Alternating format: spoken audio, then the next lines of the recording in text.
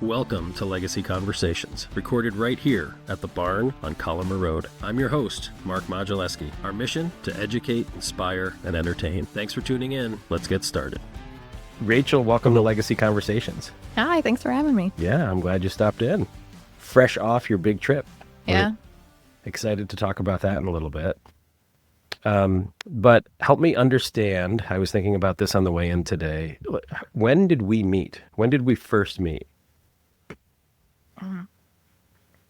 Honestly, I don't know. I know. I meet so many members through the club that they all kind of blend. But probably say like actually meeting probably a couple of years ago. Yeah, not too long ago, really. Yeah. So you were married to a friend of mine, Adam, who works at Onondaga Golf and Country Club. And your father-in-law happens to have worked there forever, maybe for as long as you've been alive type thing. Yeah. So that's certainly kind of how we got introduced, for sure. So I'm excited to have you on. Tell me a little bit about you. Like, where'd you grow up? I grew up kind of Camillus area. Okay. Then I moved to Chittenango when I was about in high school. Oh. Graduated from there, and then I went to Lemoyne for undergrad, and then I went to Syracuse for my master's. So you've really spread out, like, born in Syracuse, went to high school in Syracuse, went to college in Syracuse. Which wasn't really the plan. I wanted to go to Florida for undergrad, but it's like, oh, I've been here my whole life, can't leave. So then I stayed, but turned out the way it needed to. So. Yeah. Well, and it's not like Lemoyne and SU aren't good places to study. Right. You know, like they're awesome schools. Yeah. So that's great. So how did you meet Adam? We went to high school together. Did you really? We did. Were you like high school sweethearts? No. So he was involved in soccer and I was involved in track. So we were very much different worlds. We had a couple classes together. We didn't really talk. We reconnected in like after college. Yeah. But I always tell him and make fun of him because there were times when I would write his Spanish papers for him. And writing Spanish papers twice with two different topics is like awful. But so you do yours and then do his. Yeah. So I always make fun of him. Like, I did your work for you in high school. There's definitely, I mean, it makes sense because Adam wouldn't have gotten through high school without help, obviously, right? Like, obviously. Yeah. Yeah. Oh, that's kind of neat. And where did Adam go to school? He went to St. John Fisher. That's right. Yeah. So he branched out a lot. He went to like Rochester. Yeah. Yeah. No, not too far, but not far enough. So tell me, what do you do? What do you do for a living? So I am a licensed marriage and family therapist, which is kind of broad, and the work that I have done under that degree has kind of worked with like different populations and kind of different environments. But currently, right now, I supervise a program in a nonprofit for domestic violence and sexual assault. So kind of a heavy topic. So if you do have people listening, just to kind of prep them for that, if that comes up, it might be triggering for some people. But we work with survivors of domestic violence and sexual assault. So we provide services that like advocacy in the medical field, in the legal field, safe dwelling for individuals that are fleeing. Yeah. Very much like safety focused. I also provide therapy to the clients that we serve who are either experiencing it or have experienced it in the past. So it's heavy stuff, but it can be rewarding. I have a good friend who is a police officer out in another state in the Midwest, and he said the vast majority of their calls were domestic violence. Yeah. They get some drugs and you get some basic robbery and you get speeding tickets, but most of the time if they get called to a house, that's what it is. Yeah. So it's a pretty prevalent piece. I mean, for someone like me, right, I grew up without any of that type of stuff, so you don't even think about it. You hear about it. For someone like you, it's probably just a big part of your day. Like every day you hear about it. So it's more prevalent than most of us think. Yeah. It's one of those things, I think, that doing the work that I do, I've become like desensitized to a lot of things because I hear so much of it a lot. But I think in the current climate of the world and just how like mental health in general has kind of exploded and so many more people are talking about it, which is great. I think it's led to more of an awareness around how prevalent it is, because before we don't talk about these things. There's a lot of like shame that's associated with that. So people don't talk. So how do you know? How do you know it's as big of an issue as it is? Yeah, no doubt. So there was a book that I had read with a group a while back by Brene Brown. on vulnerability, and it was talking about Yeah. this whole idea of guilt and shame and how it shapes how people are, and it's not who you are, it's what happened to you and how different and how hard that is for people to understand. And I imagine in your field, you spend a lot of time helping people understand that it wasn't you. You're not the one that Yeah. made this happen. Yeah. Yeah. It can be hard too, because I think a lot of people integrate that into their identity, Hmm. so it's separating that out. Like, it's not a characteristic of you. Yeah. This is something that happened to you, like you said, but a lot of people, I find that in order for them to understand the context of who they are, they have a hard time differentiating that out. Like, who am I outside of this bad thing that happened to me? Yeah. And that can be very challenging and scary too, right? Sure. Because they come to understand themselves in a certain way. And I would imagine most people don't even, it's hard for them to understand how much it affects every part of their life. Mhm. Right. So it goes into other relationships and their work and their sport and their hobbies and their value of who they are and their buying decisions and all of that stuff. Yeah. Which is interesting too, because we might look at like domestic violence, and a lot of people assume it looks a particular way. But then you have people that come in that are telling you their stories, and they talk about like the emotional manipulation, gaslighting. They talk about power and control and how that shows up too. So, like financial control. We've had individuals who their abuser would follow them to the workplace, so now their job's in jeopardy. Like, Yeah. it extends far beyond just what might happen within the four walls of their home. Yeah. Yeah. And I guess that's the part that's so hard for somebody who's not involved in that piece. I would imagine that if you met somebody out socially and you saw a couple interact, you could probably pick up cues pretty quickly. Whereas for the rest of us, we would Yeah. not even think about it. Yeah. Yeah. There are definitely, I think, things that you do pick up on. There's a popular therapist, John Gottman. I don't know if you've ever heard of him, but he does a lot of work with couples, him and his wife, Julie Gottman. They've coined things like the four horsemen. So there are certain characteristics that they look at when they do work with couples. And if they see these four horsemen, which are like criticism, contempt, like things like that, they have had some kind of like science where they can be like, oh, this couple's going to make it, or this couple's not going to I've make heard it. of that. Yeah. Yeah. Which is Yeah. like awful. Yeah. Like, I don't want to go down that road, but Right. yeah. So yeah, there are definitely some warning signs. And it's deeper than just like making fun, but that could lead to it, right? Like you can joke with your partner and it stays as a joke, or it can get to a point where it's really demeaning and it's pushing them down, Right. right? And that fine line, maybe people know about it and maybe people don't. Right. And like, I think the big question too is like, who's to say where that line is, right? Right. Like, that's very individualized from person to person.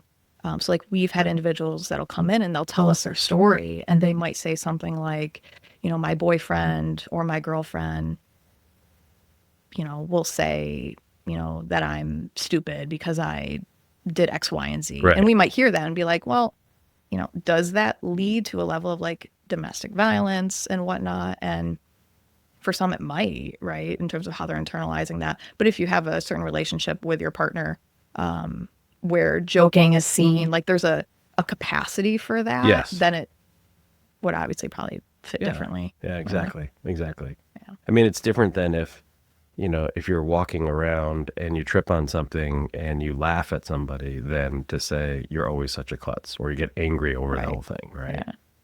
Yeah. And a part of that has got to go back to your upbringing as well. Like the idea that, I don't want to say, I just think of the times that you struggled or you were in sports or something like that and you get criticism, and it is what it is and you move on and the world's fine. But if you grew up in a place where that type of stuff happened a lot or never happened, and then somebody says, I don't really like your hair today, you could say, who cares? Or you can say, oh my gosh, people don't like my hair. Right. And then it just kind of snowballs. Yeah. And the domestic violence piece, like the ability to have domestic violence that's with words, is kind of hard to understand. I would think most people wouldn't even think that that's a form of domestic violence. Right. Because Yeah. everybody just thinks of somebody laying hands on them, which is easy to understand, right? Like if I got physical with my wife who weighs 100 pounds less than I do, it's pretty easy to understand that that's not something that anybody should do, or vice versa, Right. right? Yeah. Where she's hitting me or, doing things with me and then I can't defend myself. Mm-hmm. But the mental and emotional part is probably a harder thing to deal with. Mm-hmm. Yeah.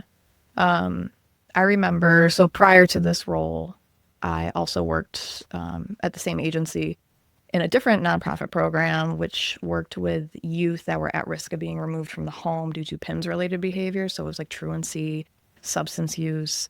So my role there was to do in-home family therapy. And I remember I worked with a family where there were some things going on and I had very deep concerns around child abuse. But child abuse for emotional neglect. And so I don't know how much you know about like the realm of being a mandated reporter and all of that.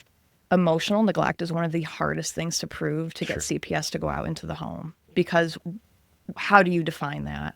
And that's exactly what CPS told me when I had to make the call. They're like, I don't really know if you have enough to prove that. And I was like, well, my gut is telling me that something is not right. So I would prefer you to go to the home. But that emotional piece, because I think it has such loose definition, it is very hard to, I don't want to say like categorize it, but I guess like to qualify for something like that.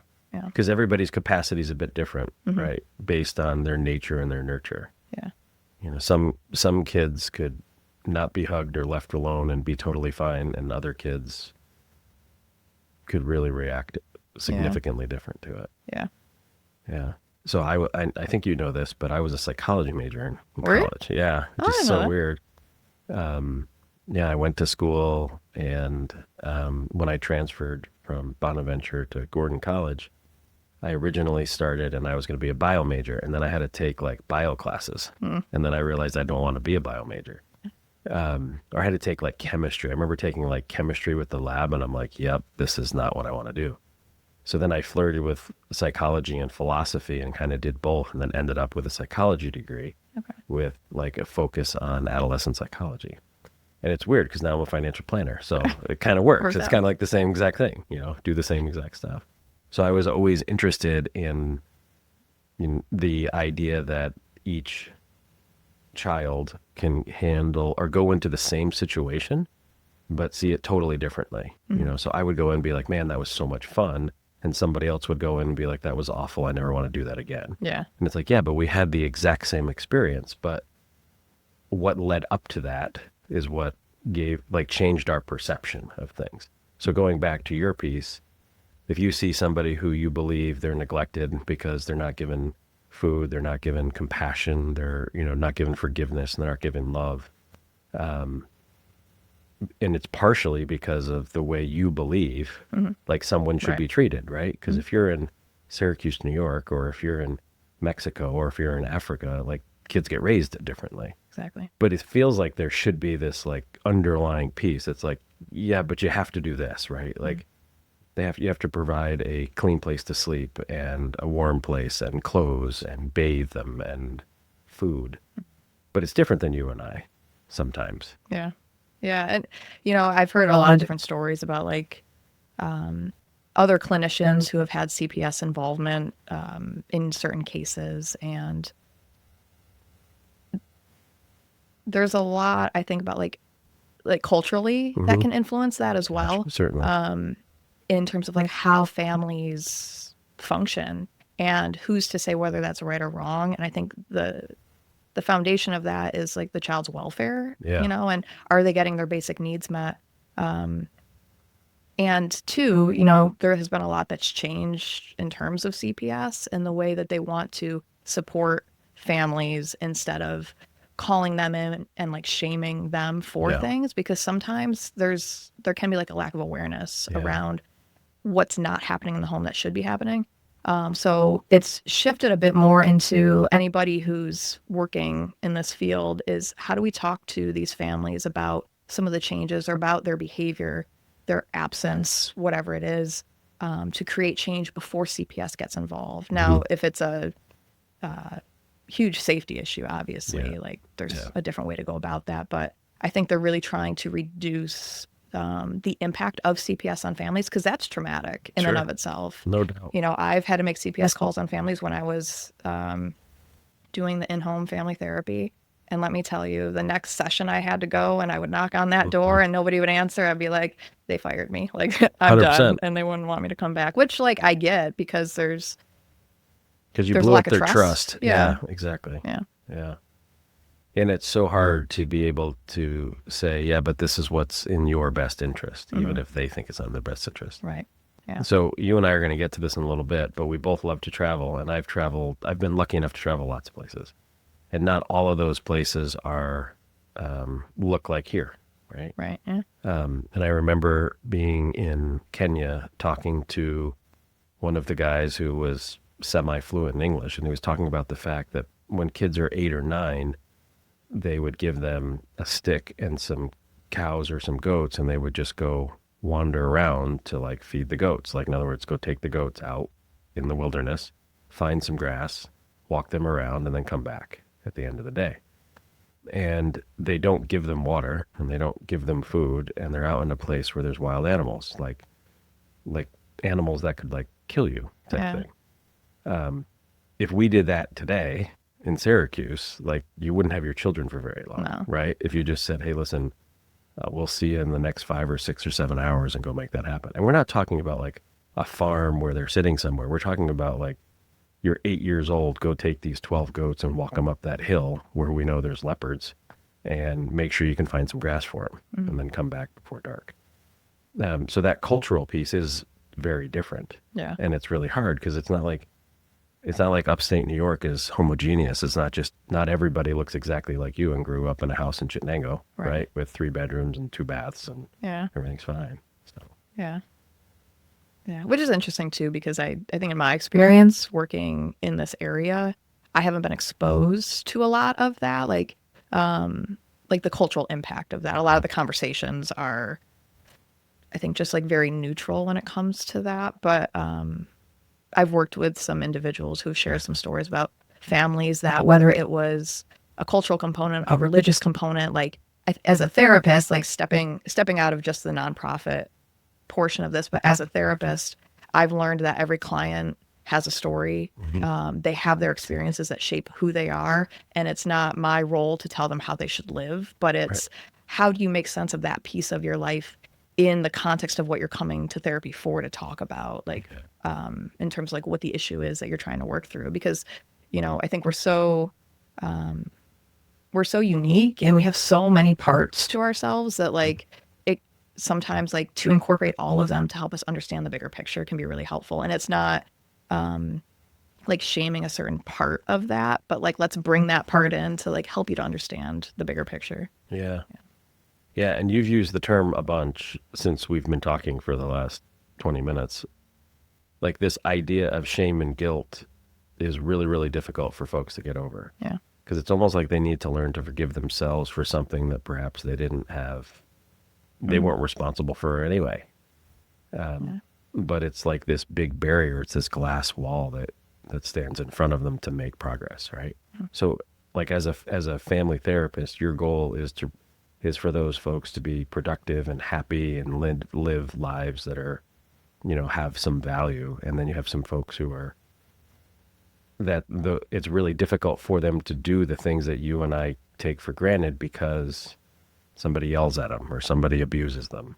So how do you deal with that? In terms of what I do for myself and having to experience that. Well, that's another topic. But like, if all day long you're talking to people about how do you deal with this idea of guilt and shame, like how do you get them through? Like, what's the process of trying to get somebody? Like, you can't just tell somebody, "Hey, Rach, don't feel guilty." Right. Right. You shouldn't be ashamed. You shouldn't be ashamed about that. Don't worry about it. Move on. Like, I guess that works for like 1% of the world, but like 99% of the world, it doesn't. Yeah. My approach to it is, so like I'm very much like a narrative type of therapist in terms of like theory. And if a client comes to me and they feel a sense of deep shame for something, that's what they feel. That's their truth. And so I'm not going to be like, oh, you didn't do anything wrong. That's not, don't feel that way. Because I'm totally negating their experience in the moment. So it's more so about being curious about, like, what does that feeling feel like for you? Have you felt like that in the past? What was going on in your life when you've experienced that feeling before? And then helping them to kind of talk through the things that surround that feeling. And then I then would take that and try and repackage it back to them in a way that they can hear it. And then they can be the one to decide, well, okay, so hearing it coming from her, like that sounds a little bit odd. Like, I don't know if I truly believe that now, because sometimes we get so much in our head that we believe everything we think to be true. But then Right. sometimes when we hear it from somebody else, we're like, is that what I said? Right. Like, yeah, I don't know if that's actually true now. Sure. But they get to decide. And so like my stance is empowering the individual to be able to make whatever changes they want, if they want to make any. Like, that's not my role. It's their life, you know? It's a hard thing to deal with, though, Yeah. right? Yeah.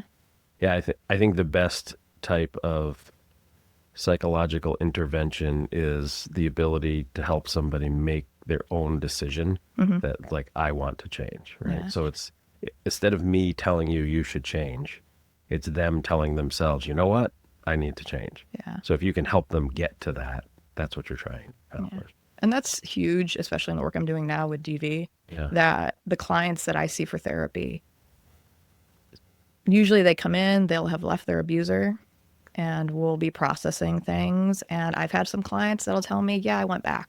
Right. Now, in my head, like a lot of them go back. Yeah, I think it's the stat is like up to 13 times before they finally leave. In my head, I'm like, oh no, like what? No. But with this person, like there's a reason, right? Yes. There's so much attached to that. And I find that, predominantly the clients I work with are female. And so, they might have come from a home in which maybe their abuser was the breadwinner.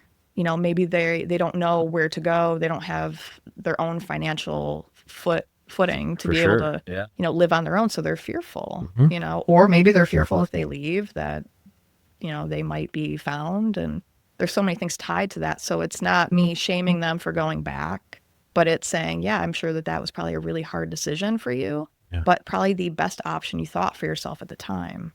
And so, okay, so now that you're there, how do we create safety? Right. But again, going back to that shame, how would it be beneficial to the individual if I was to be like, that is the worst decision you could ever make. Don't you care about Don't do yourself? that, Don't you care yeah. about your safety? They wouldn't hear me and they would probably never come back, Right. Yeah, I mean, it's such a deep thing. The other part, like, I think about is I feel like people end up choosing partners who are either the exact opposite of what they grew up with or the exact same of what they grew up Yeah. with, right? So, like, if they came from a household where dad left before you got up, came home, mom made dinner, dad was pretty direct in his comments to mom, like the roles were really defined. When they find a situation that's similar to that, it's easier for them to keep going back because that's the only thing that's ever been modeled to them, right? Unless they watched some TV show where it was different, right? Like they don't know any different than that. And as a therapist, you want to like put your hand around them and say, this isn't the best outcome for you. Like, I know it's not the best outcome. I just can't tell you that. Like, you have to have the self-realization that this is. Yeah. But not having the money to pay your bills or have a place to go, that's like legitimate. Like, what do you do? How do you leave? And I'm sure people have asked you that. It's like, well, Rachel, how do I leave? Where am I going to go? Yeah. That makes it really hard. Yeah. Sure. And with mostly the women that you talk with, do a lot of them have kids, which makes it even more difficult? Yeah, a lot of them have children. I find that a lot of the conversations, if I have a client that has left, they're still battling custody. Yeah. And that is a whole different ballgame because there's so much attached to that. I've had clients that, they'll flee for their safety and they'll take their children even if they have 50-50 custody, or maybe they don't even have any established custody between the parents, but then they have their abuser that'll claim that they're withholding the children. Sure. And it becomes this huge thing. Our focus is like if we have had a parent flee with children and they don't have anywhere to go and they're able to come into a safe dwelling, we work with them to create safety. Sure. And we connect them with legal help just to make sure that they're kind of following things by the book. 'Cause the last thing we would want is for them to have their children removed from them, Right. Because they're trying to do the best thing for them. And it is a fine line, right? Because you have, most of the time, you have one side of the argument saying, she left and took my child, and then she's saying, well, I feared for my safety and the safety of the child. Right. And then you take Child Protective Services, and then you take the local county or sheriff, and they have to see it both ways, right? They have to look at it and say, well, maybe she just left and she shouldn't have, Right. or maybe he was abusive, but they don't know. Yeah. They really don't. So Yeah. that makes it hard. Hmm. So if every day you get up and you try to make an impact, right, with these folks and trying to help people, there's got to be a toll on you as a therapist, right? Because I'll take your husband for example. He has stress, but he goes to a golf course, like a beautiful Yeah. golf course, right? At a beautiful building every day. His stress is different, right? Your stress is, I just looked a woman in the eye who got beaten up or went back after she got beaten up, and kids who didn't, aren't being clothed well or educated, or they're missing out on things because of that. So as a therapist, how do you deal with that with your own sanity? Yeah, it's interesting. I joke with Adam. Sometimes he'll be like, yeah, I went out and played 9 holes in the middle of the day. And, I'm really stressed. And I find that, like, him and I are different people. Sure. Like, we are definitely opposites. And he has a lot of physical stress. Yeah. Mine's mental. So, like, my capacity at the end of the day for conversations, usually I'm the type of person that I have to tune out mentally from things because my brain has just, it's been like active listening to people all day and hearing such traumatic stories that it's just disconnecting. So I find things where I can kind of get out of my head. So I do a lot of like exercise. I've picked up trying to learn to play guitar. Just I like, saw that. yeah, things that are different and kind of allows me to focus energy on something else, because I could sit and ruminate about the stories clients tell me all day long. Yeah. And I could sit and ruminate about, should I have said that to that person? Like, was that appropriate? Or should I have tried this intervention? Like, but that would just drive me insane, right? Sure. Because what had happened in a session is what had happened. And I showed up in the best capacity for a client, hoping that was enough. Yeah. The field definitely, I think, for therapists can be a space of feeling like an imposter, because you're working with people and it's their idea of like growth and change, not mine. So, Sure. Every day I come home and I'm like, am I doing enough? Like, in this Did I kind of make an space? impact? Right. Yeah. Yeah. So Yeah. I think for me, and like making sure I take care of myself to be able to show up in a healthy way, is really just finding things like travel, honestly, is like one of the things that helps me on a lot of different planes. One, because I think it's great just to see different parts of the world. And like you had brought up earlier, like the different ways that people live. Like, this isn't it. No. The way that we live in central New York, right? Right. And I think it's just really eye-opening. And I think it helps to have a better idea of people and like that there are different ways to live. So Yeah. Yeah. And it's, so we do counseling, but in a very different way. Right. Mhm. And the same thing, you have to be done and saying, well, I think I did make a difference. Right. Like, obviously you've showed up for a decade talking to people and you've done way more good than bad. And even on your worst day, you're providing them an opportunity to be safe for an hour, the ability to kind of talk with no judgment. But I think it's normal to sit there and say, boy, I wish I could have done better, if I could have done more. And you can't necessarily just wave a magic wand and fix everyone, right? Yeah. When people come into our office and they say, I want to do X, Y, and Z, I wish I could just say, sounds good. I'm going to take over everything and you're going to do this, this, and this. But it doesn't work, right? Yeah. Like things change. But I do think part of the thing that will help you and me is the understanding that there has to be something for me as well. You can't just go to work every day, listen to people's problems, and just think like Friday at 5, you're like, cool, I'll just forget about everything that just happened. I'm going to go for a walk, right? Yeah. Like, you have to have some deliberate time and energy into making sure you're okay as well. Mm-hmm. Which I don't think a lot of people do, right? I think today they go to work, they raise their kids, they flip around on social media, they listen to an amazing podcast or something like that. Yeah. And then, they wake up the next day stressed, or their mind is full of things and they don't know why. And it's because they didn't make a deliberate decision to say, what do I need to kind of unwind and start over? Yeah. That's a good point too. And There have been so many clients that I've worked with, especially in the current role that I'm in. I will ask them, what do you need? Like, what do you need in a partner? What do you need within your family system? And so many times they're like, I don't even know.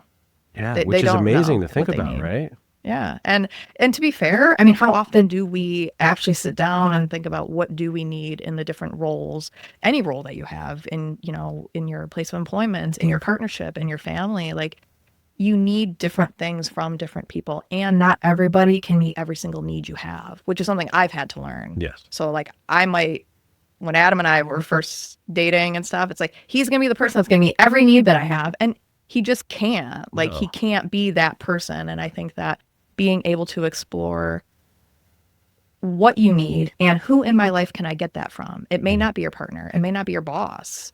It might be your friend. And being able to tap into those people to be able to meet that need that you have. Yeah. But I think people probably could benefit from exploring what it is they actually need and like naming it for what it Yeah. is. Or doing your best and realizing that those needs change over time, right? So, like if I was to sit there and say what I need, well, what I need today is very different than what I needed 10 years ago. Right. And when we were in the middle of raising kids, that need was very different than when our kids are married, Yeah. semi-self-sufficient. Also. Right. Yeah. Yeah. Yeah. Yeah. I do. It's an interesting question because there are some validations and things that I get from work that I like doing. There's some things I like doing when I speak in front of a group. There's some stuff that I like doing when I'm traveling or if we're hiking or if I'm at the gun club or whatever else. But I have different groups of friends that kind of fit different needs. And I speak differently to them. I joke with some of them in a way that I would never joke with the others. And I don't know why. I just do. So maybe unconsciously I knew what I needed and I just kind of went and seeked that out.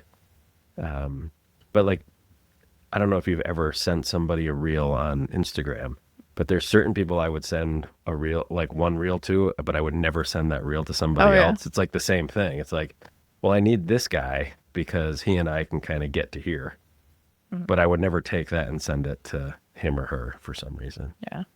Yeah. Yeah. And I find too that like a lot of the work that I do with clients is talking about boundaries. And so kind of coupling with that need conversation, if they identify needs that they have and they know that, like, for example, let's say somebody is like, I need somebody who's going to be able to hold space for me because I might identify as like an emotional person, right? And so I need somebody that's going to be able to sit with me while I'm crying. I've had clients that are like, my dad's not the person that can sit with me while I'm crying. They'll tell me, suck it up and move on. Right. And so the conversation is, well, obviously your dad's not somebody that can hold that need for you. And then setting boundaries around, maybe your dad isn't the person that you go to when you need to talk about these things that are emotionally charging for you, right? So boundary setting, which is another thing I find that people struggle with for a lot of different reasons. Being able to understand the people in your world and how you can show up. And for the people that can't really hold space for certain things, those probably aren't the people to go to. And then you figure out, how do you pivot? How do you shift things to make it work? Yeah. What role does that person play in your life? And do they know what role that they play in your life? Right. Yeah. Like if that dad you were talking about realizes that he's not the emotional person, I've often said, I've probably heard this from somebody. It's like, sometimes you need a pat on the back and sometimes you need a kick in the ass. And it's like, well, if dad's the kick in the ass person, then don't go to him for the pat on the back. Right. Yeah. Yeah. I mean, it's an interesting analogy, but that's it.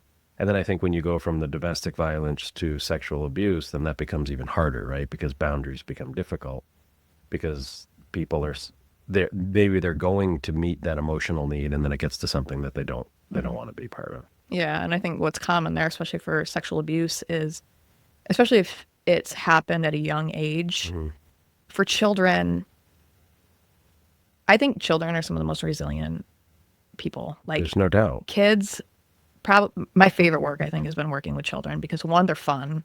Two, they're open to change. Sometimes adults aren't, but at a young age, they are still learning, what does love look like? What does it feel like? And if all they've experienced for love is pain, hurt, sadness, they start to understand that as that's what love is. So when you think about from a young age and growing up, if that's their definition of love, it makes a whole lot of sense that they might find a partner that treats them the same way, because that's like, oh yeah, I know that that's familiar. Right. It might not make me feel great, but isn't that what love is? Especially if you've been abused by somebody in a caregiving role, or somebody who's supposed to have that responsibility to take care of you.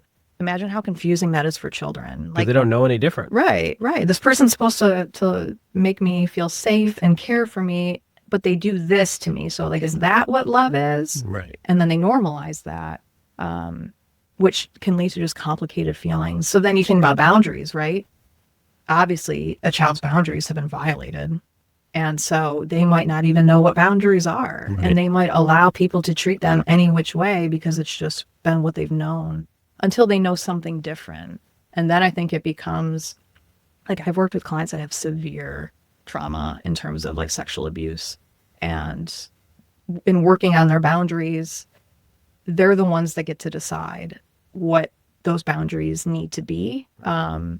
And a lot of the work that I have is really empowering them to make those decisions, because they've been experiencing relationships with people where they didn't have a voice, they didn't have power. And it wasn't a healthy relationship. They just didn't know it wasn't a healthy relationship. Yeah. So I have a friend out west there, his brother and sister-in-law adopted a baby who mom made some bad drug decisions, right? And for the first couple of years, in particular, the baby it's really tough, right? Cries over everything, very emotional, acts out.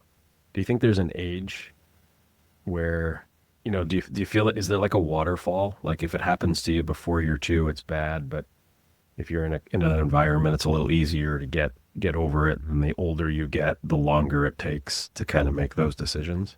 Like if it happens to you at 12 to 15, it's like this massive formative years, where if it happens to you when you're 26, or if it happens to you when you're 2, like, is there a difference in that, or it really doesn't matter? It's just like, if you're exposed to that, everybody deals with it in the same way. Because I look at the little boy, and when I met him a couple years ago, and I mean this in the nicest way, like, it was just hard, right? Like, he was a disaster. He would go from like the happiest kid to like the leaf went the wrong way, and then it was a total mental breakdown for 45 minutes. And now, a couple years later, he'll go through 90% of the day and it's good, but there's still that one thing that's going to set him off. If not today, it's going to set off tomorrow. And the hope is that he's on a track that within a couple years past that, by the time he hits 7 or 8, he would be more quote unquote normalized, right? If it happens when you're 12, man, it's got to be hard to change that. I think with like trauma, everybody's going to respond to trauma differently. And what I think about is, I think about kind of like a triangle shape, that birth is at the bottom, and like by the time you're like reach adult age, you're at the top. And in this triangle at the bottom, you require the most scaffolding. So like you require hands-on from your community, right? But as you get older, you're starting to kind of come into yourself. You're exploring like a sense of independence. You got a big your foundation. Parents, your caregivers like need to take a step back to allow you to like explore things. So if you experience a trauma early on, you have no skills. You have nothing like to be able to process that. And so you're going to require a strong community to help support you in that. You also don't have words, like you don't have the ability to really express and it's a like, great work analogy. through, Yeah. Your foundation is cracked. Right. The foundation isn't strong. And I think as you get older, so like when I worked with youth, they're like 15. And I had a few clients that they've experienced some form of sexual abuse. They had language at 15 to be able to like talk about it. But a lot of times they weren't in environments that could hold space for that, especially if in the home is where the perpetrator was, right? There is no safe space for that. Right. So like they resorted to not talking about it. They were doing behavioral things like in working with some young girls, they would sexually act out because they didn't know. They experienced some sexual trauma, and they're like, I don't know what to do with this, and I don't know. I might feel shame. I might feel dirty in a sense, but it was kind of their way of like processing through it to understand that, as you get older, you have more resources. There's options. Yeah. There's that you might different not ways have of doing it. had. Yeah. So I think it can look different, but I think like at the younger level, having a community, whoever's involved in that to help and assist, I think is going to lead to better outcomes for the child. Sure. Yeah. Well, and it's, again, that goes back to like the way we were raised, right? So I was raised where I have a mom and a dad, and we had friends and we had family and we got together at different places, and not everybody has that, right? So you're in that foundational year and there's a crack because there's some sort of abuse or neglect and there's nobody else around. Well, now you do need a community of people. And you and I were raised by a community of people, one way or another, right? Yeah. Like you have family and friends and you have many people around you that help you make good decisions. Sometimes it's not great, right? Sometimes you get your hand slapped because you did a silly thing. But that's important to your development. When you don't have any of that, that becomes hard. Like you see kids walk by our office every now and then at 11 o'clock on a Thursday in October, and they're 14. You're like, that kid shouldn't be walking by our office at 11 o'clock on a Thursday. Right? Yeah. So obviously, they skipped school or they went and did something. And it's like, well, that they don't have a big community of folks saying, like, make good decisions. Yeah.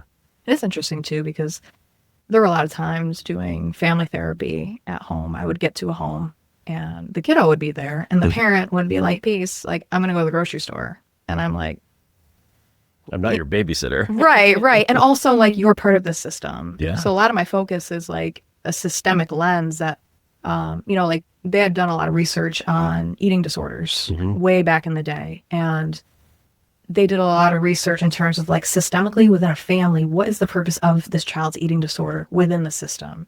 And so the eating disorder actually came from a place of the child trying to process things that were going on systemically, and it manifested in whatever that eating disorder was. And so the research in that really kind of highlighted that for children who are, experiencing something behavioral, that the root of that might be within the dynamic of the system.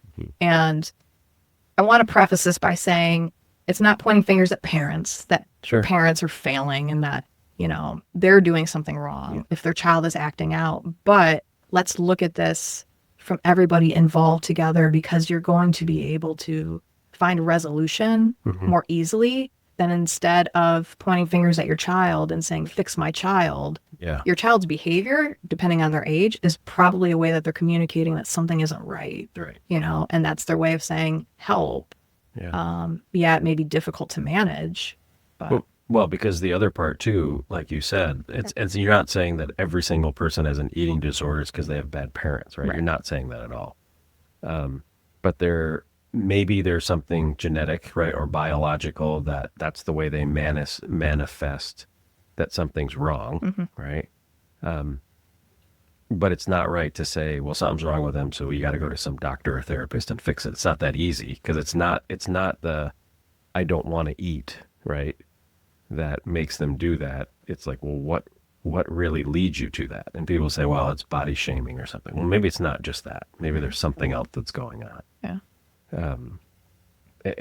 And we've all probably experienced a little of that. Like eating disorders is just one that comes up because you can see it, right? Like you can generally see that the person is struggling with that. But very often people will just look at it and say, well, that's their behavior. They're not looking like you just expressed it to say, yeah, but what brought that on? Yeah. Like they have brothers and sisters that don't have it. So what? Why? It can't just be a genetic, well, they were always going to be that way. Right. Which is hard to understand. Yeah. And I think it gets a little convoluted too with social media.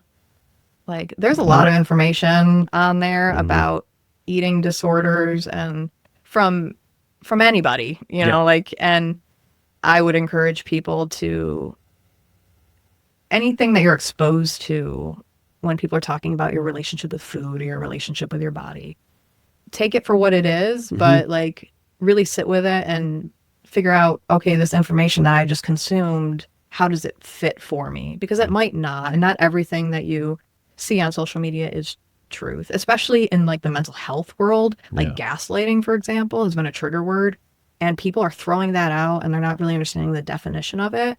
And so they might make comments and say, oh, this person gaslighted me. And it's like,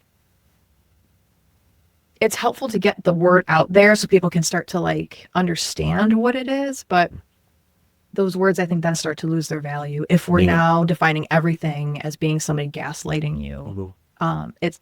It loses its weight. And for those that are really experiencing something that is harmful to them in that sense, like the clients that I see on a daily basis, not devaluing their experience because everything might be seen through a lens of like gaslighting now, you know? Yeah. Well, and I will say that I do spend some time on social media. Like I like the Instagram platform. I can't tell you why, I just like it.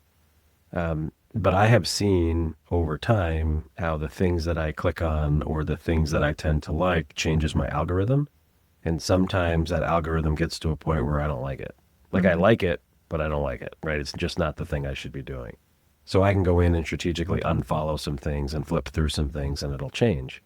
But in social media, you only see either the best of what somebody has going on or the absolute worst of what somebody has going on. It's not just every day, right? Like nobody's following me around that says like I got up and my daughter-in-law and son-in-law made me eggs and toast and then I drove from Cazenovia to the barn, right? And had an iced tea and checked email until Rachel got here because that's just a normal day, right? You don't post that stuff. You post you trying to figure out how do I transition to a B chord from a C chord, right? Because that's hard, you know. So there's so much on social media that I think is good, and there's so much on it that's bad, and especially when folks don't understand how to process that. Like I feel like in therapy, like for you guys in your industry, there's going to be a lot of therapy that's going to be based on this idea of just, can we help you figure out the type of information that you're taking in? Because you take somebody who's struggling with something and what you want to say to them was like, why don't you throw your phone in the pond for like a week and you might feel better, but they can't do it. Or they're not saying they can't do it. They choose not to do it. Right.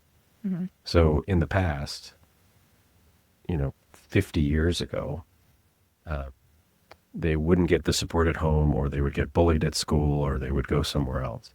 But there would always be times where they could be safe, because they weren't involved in any of that stuff that was really hurting them or creating anxiety. Now, you don't go anywhere without it, right? Like you can, even in your safest space, like I'm going to get away from school, I'm going to get away from my abuser or whatever else, you still have your phone, and you end up flipping through and finding the things that you don't want, but you feel like that's the stuff that you need to see. I bet you your feed is so much different than my feed. Probably. Just because of the stuff.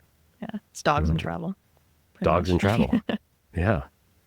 Yeah, very different than mine. Yeah. Yeah, that's for sure. All right, so that's fairly heavy. So let's start talking about fun stuff. Yeah. Okay, so you and I have the same passion for travel, right?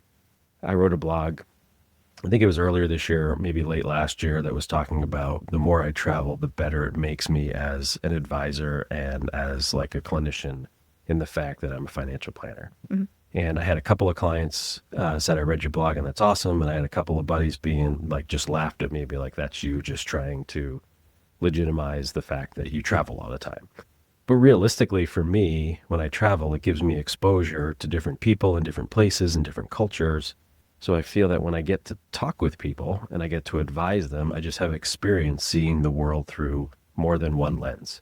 Otherwise, I show up and say, I grew up in Connecticut, went to school in Boston, had 2 kids, live in Cazenovia, and this is the way things happen. And I think that's the way a lot of people, look.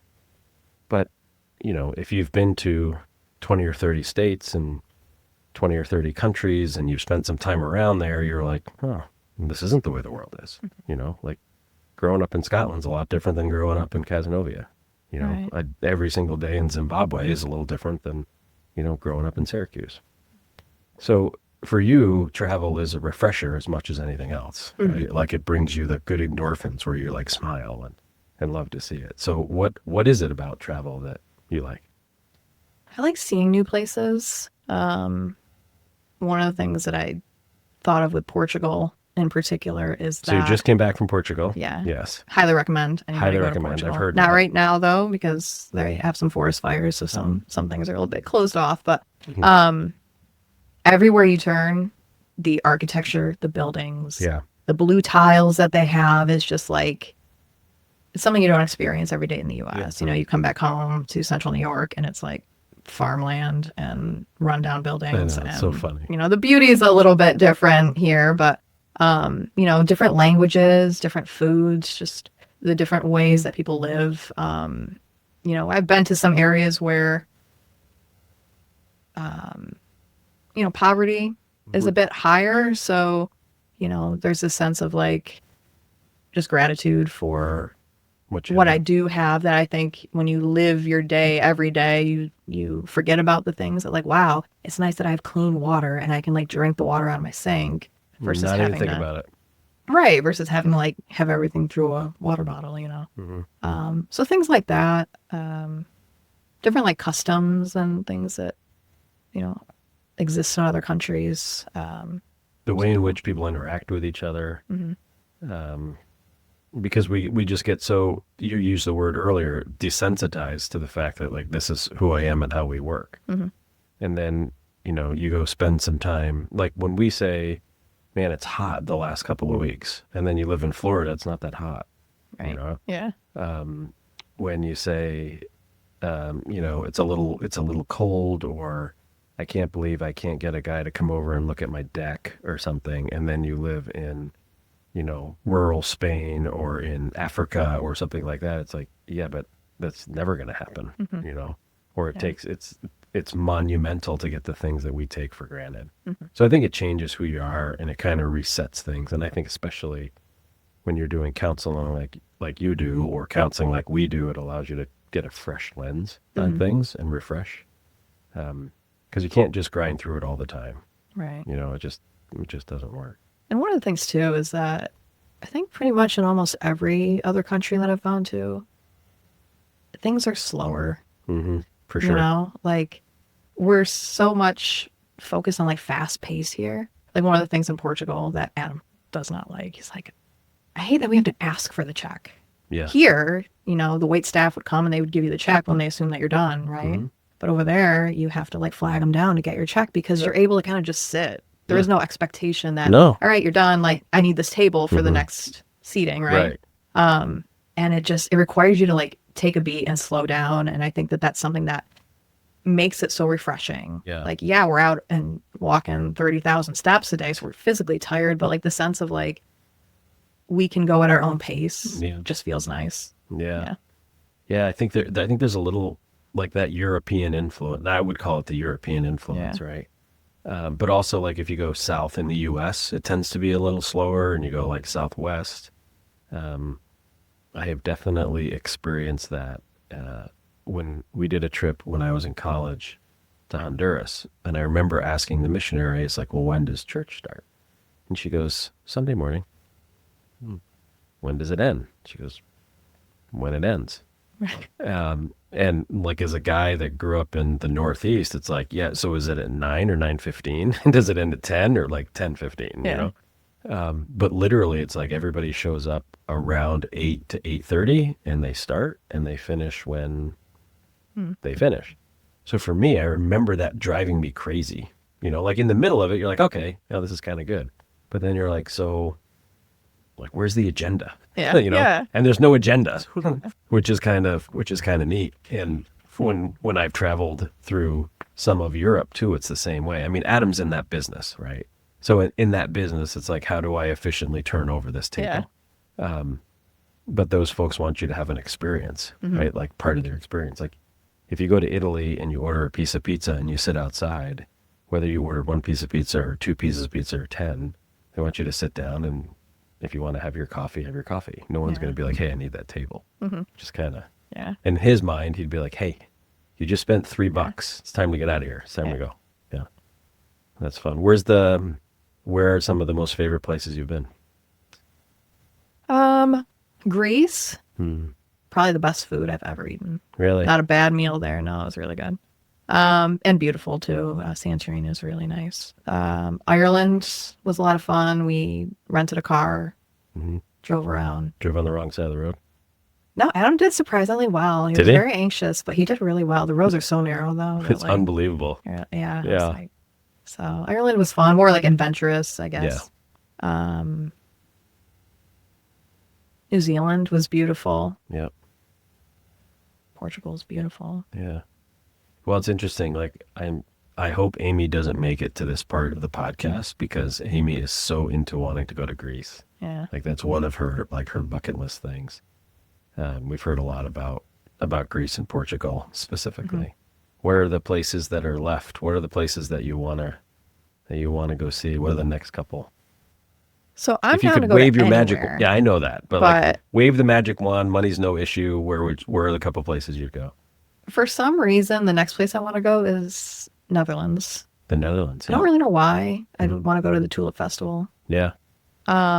Scotland is up there. I want to go to Italy.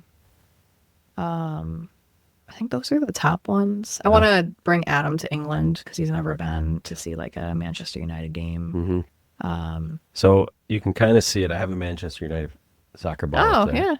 I will tell you that their recent form is driving me absolutely crazy. They lost the other day, and I literally was yelling at the television, and television has no ears, like it has Right. no idea. But I have been to several Manchester United games, and he would love it. Yeah. Yeah, he would absolutely love it. Yeah, that's neat. Yeah, I have. I think the same thing. I think there are some places in Europe that I would love to go. I don't necessarily need to spend like 2 weeks in those places, but I'd love to do some of those places. I've never been to Portugal, and I think I'll end up going to Greece just because my wife wants to go to Greece. Yeah.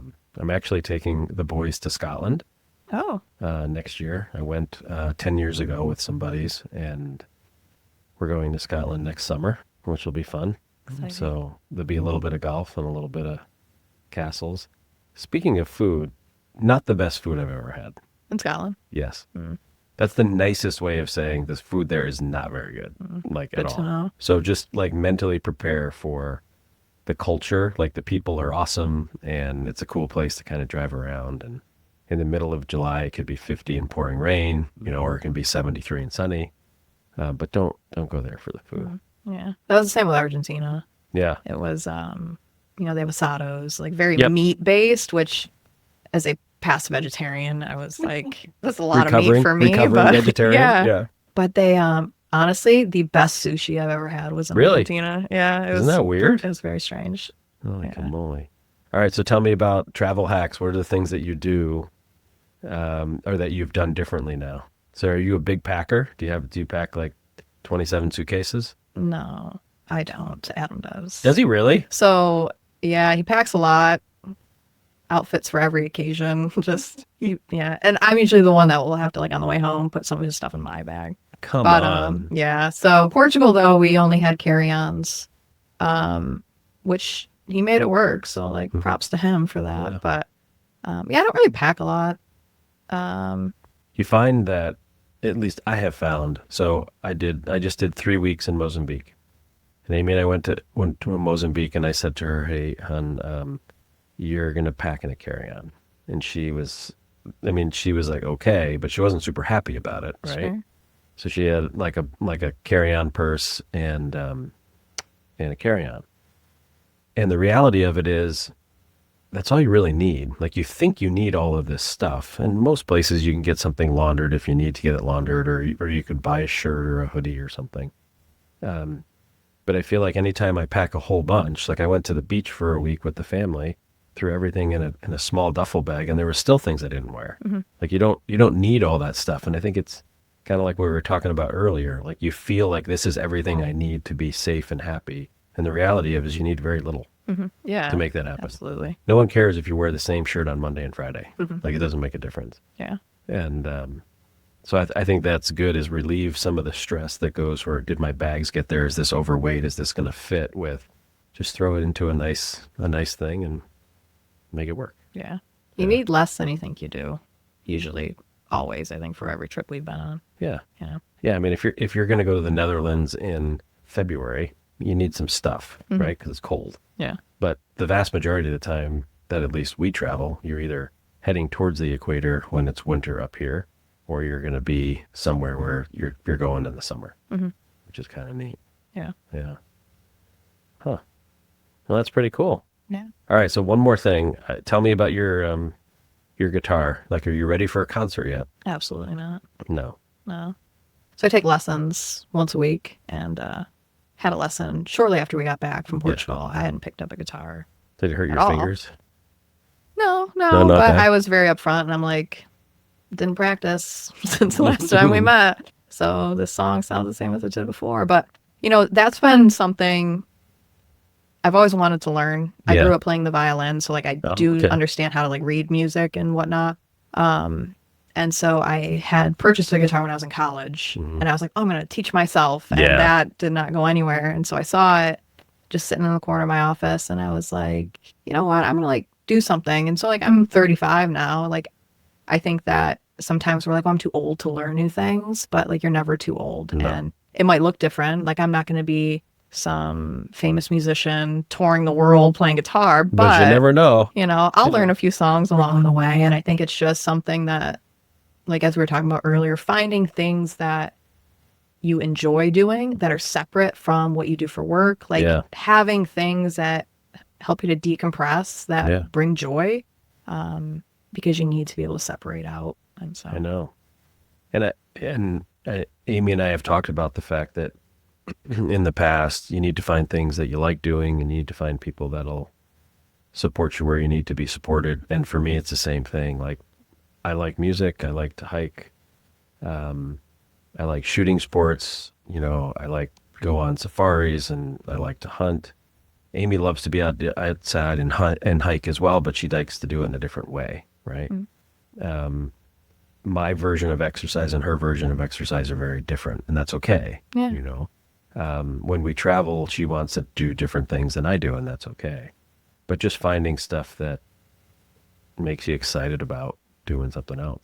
I think the next time we get together, the thing I want to talk to you about is about how you see anxiety and depression in the world, especially with what you deal with, because I feel like I see a lot of folks who are struggling, and they might equate it to kids leaving or money or some sort of stress, but at the end of the day, it's all the other things. Like they lose focus on their hobbies and on the things that they love to do, right? If you didn't like to travel and you didn't play the guitar and you didn't go for walks with the dogs and you didn't exercise, then your world would look a lot different, right? Like a lot different. And it's those things that kind of bring you excitement, like something to think about, like something to look forward to. Like one day you are going to play the guitar and get from the start to the finish of a song, and you're not going to have to read the music, and it's actually going to sound like a song, right? And that's kind of cool.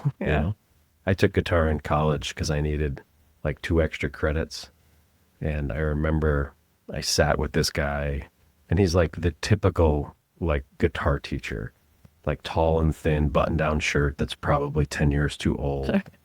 His hand, like, it never looks like he ever put his hand in the dirt. It was like just perfectly manicured fingers and fingernails. And he takes this guitar that it's like a 12-string guitar, like that you would finger pick. And he goes, do you mind if I play for you for a little while? I'm like, sure. And then he just goes off for like 15 minutes. I'm like, oh my gosh. And I'm trying to figure out, like, I don't understand how to go from A to B, because it's like I got to do this bar chord. And this guy is just going like crazy. And I said to him, I go, I know you and I only have to be together for half a semester, but what's our goal here? Because we're not the same when it comes to that. And it was pretty funny. And he's like, well, what do you want to learn? And I'm like, I don't know. How to play the acoustic version of some rock song that's popular or something. So it was a lot of fun. But like you said, I could pick up a guitar and play 3 or 4 chords, but it would be kind of cool to. I'm never going to be able to sing and play the guitar because that's too much stuff at the same time. Right. Yeah. Like it's just way too much. Yeah, it's way too much. Yeah. Cool. Well, thanks for coming in and joining us. Yeah. It was a lot of fun. We'll have to do it again. Yeah. Yeah. I know there's stuff to talk about. Yeah. Kind of neat. Goes by fast, doesn't it? It does. It's pretty amazing. But thanks, Rachel. Appreciate it. Of course.